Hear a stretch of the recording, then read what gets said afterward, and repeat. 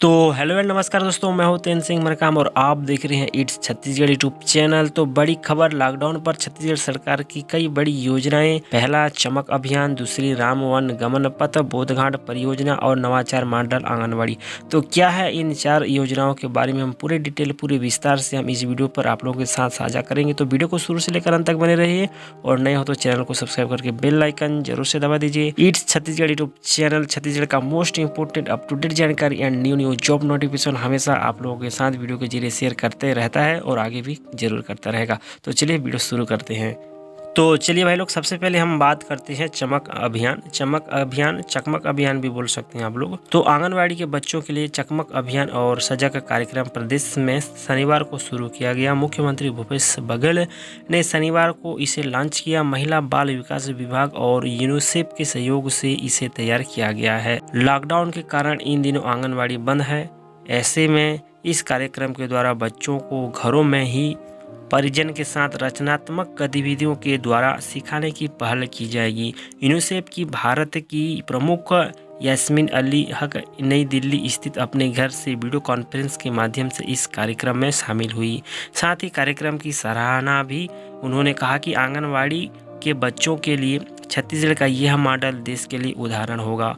छत्तीसगढ़ में आंगनवाड़ी कार्यकर्ता द्वारा 24 लाख हितग्राहियों को घर घर जाकर पोषण आहार वितरण, बच्चों के लिए रेडी टू ईट सामग्री और मुख्यमंत्री सुपोषण अभियान में सूखा राशन वितरण का उल्लेख कर कहा कि इससे महिलाएं एवं बच्चों का पोषण की पूर्ति में सहायता मिली है। तो है लोग, इसका मतलब ये है कि चकमक या फिर चमक अभियान के अंतर्गत जो छोटे बच्चे हैं उनको घर पे ही परिजनों के साथ शिक्षा के साथ साथ रचनात्मक गतिविधियों के द्वारा सिखाने की पहल की जाएगी।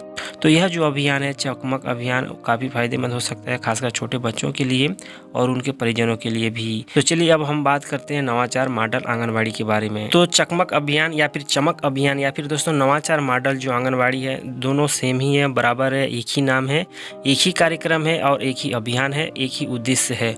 मतलब नाम अलग अलग है लेकिन दोस्तों जो काम है एक ही है। तो इसका मतलब चकमक अभियान, चमक अभियान, नवाचार मॉडल आंगनबाड़ी का जो कार्यक्रम है वो बिल्कुल एक ही है, इसमें कोई अंतर नहीं है। चलिए अब हम अगली योजना के ऊपर चलते हैं जिसका नाम है राम वन गमन पथ योजना। तो चलिए हम विस्तार से जानते हैं। लॉकडाउन के बीच पर्यटन को तेजी लाने और युवाओं को रोजगार उपलब्ध कराने की सरकार की कोशिशें तेज हो गई है। इसके लिए राम वन गमन पथ निर्माण से शुरुआत होगी। मुख्यमंत्री भूपेश बघेल ने रविवार को इसको लेकर आदेश जारी कर दिए हैं। चिन्हित 51 स्थानों में से पहले चरण में 9 स्थानों को विकसित किया जाएगा। यहाँ पर्यटकों को ठहरने के लिए स्ट्रक्चर समेत अन्य काम होंगे। मुख्यमंत्री आवास में हुई बैठक के दौरान सीएम बघेल ने रामपथ कॉन्सेप्ट प्लान की समीक्षा की। उन्होंने कहा ठहरने की सुविधा नहीं होने के चलते पर्यटन स्थलों का विकास नहीं हो पा रहा है। इसके स्थानीय लोग भी आर्थिक लाभ से वंचित हैं। उन्होंने कहा कि इंफ्रास्ट्रक्चर सहित बुनियादी सुविधाएं मिलेंगी तो आर्थिक गतिविधि भी बढ़ेगा। और उन्होंने कहा राम पथ में शामिल स्थलों में जहां पक्का स्ट्रक्चर नहीं है वहां पीपीपी मॉडल द्वारा टेंट की व्यवस्था की जाएगी। तो प्रथम चरण में इन स्थानों को किया जाएगा विकसित। तो सूची नाम लिस्ट कुछ इस तरह से, जहां पर प्रथम चरण में विकसित का जो विकास का जो कार्य किए जाएंगे राम वन गमन पथ अभियान के अंतर्गत, योजना के अंतर्गत। तो सबसे पहले आता है वो पर्यटन स्थल, जहां है सीतामढ़ी हरचौक, ठीक। उसके बाद है रामगढ़, उसके बाद आते हैं शिवरी नारायण तुरतुरिया, और उसके बाद आता है चंद्रखुरी रायपुर, उसके बाद आता है लोमस ऋषि आश्रम राजिम, उसके बाद आता है सप्त ऋषि आश्रम सिहावा, उसके बाद आता है जगदलपुर, उसके बाद आता है रामाराम और उसके बाद आखिरी में आ रहा है सिरपुर। तो दोस्तों ये था राम वन गमन पथ अभियान के अंतर्गत कुछ विशेष विस्तार बातें जो मैंने आप लोगों को बताई। दोस्तों राम वन गमन पथ के अंतर्गत युवाओं को रोजगार की बढ़ावा मिलेगा, स्थानीय लोगों को रोजगार का बढ़ावा मिलेगा और साथ ही साथ जो पर्यटक है, पर्यटक में भी बढ़ावा मिलेगा। और छत्तीसगढ़ की जो सौंदर्यता है, जो पर्यटन है, कहीं ना कहीं इसको भी विकास करने के लिए बहुत बड़ी पहल है, बहुत बड़ी अभियान है। तो चलिए अब हम बात करते हैं बोधघाट परियोजना के बारे में। दोस्तों बोधघाट परियोजना में भी बहुत सारे जो है नई अपडेट जो लेके आए हैं छत्तीसगढ़ सरकार की ओर से। मुख्यमंत्री भूपेश बघेल ने आज अपने निवास कार्यालय में जल संसाधन विभाग के कामकाज की गहन समीक्षा की।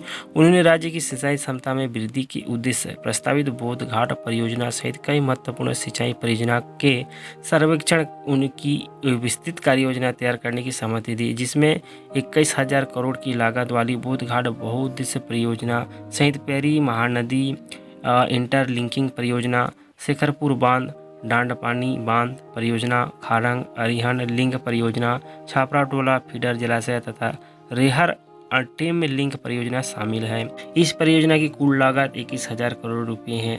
इससे 2,66,580 हेक्टेयर की सिंचाई तथा 500 मेगावाट विद्युत उत्पादन किया जाना प्रस्तावित है। मतलब बोधघाट परियोजना के अंतर्गत जो कृषि कार्य है उसको भी बढ़ावा दिया जा रहा है।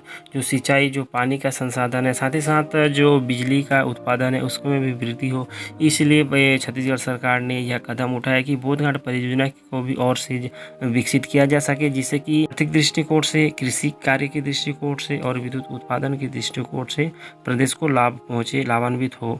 तो चलिए, मैंने आप लोगों को बताया आज के इस वीडियो में चमक अभियान के बारे में, राम वन गमन पथ के बारे में और बोधघाट परियोजना के बारे में। तो उम्मीद करते हैं आज का जो हमारा जानकारी है आप लोग को अच्छा लगा हो। तो वीडियो को लाइक कीजिए। अगर आपने अभी तक इस चैनल को सब्सक्राइब नहीं किए हैं तो वीडियो के नीचे लाल रंग का बटन है, क्लिक करके चैनल को सब्सक्राइब करके बेल आइकन जरूर से दबा दीजिए। छत्तीसगढ़ का most important up to date जानकारी या new job notification it's Chhattisgarh YouTube channel के माध्यम से हमेशा हम आप लोगों तक शेयर करते रहते हैं, पहुंचाते रहते हैं। तो चलिए भाई लोग, आज का वीडियो पर बस उतना ही। मिलते हैं अगली वीडियो पर और एक नई जानकारी के साथ। तब तक के लिए हमें दीजिए इजाज़त। नमस्कार।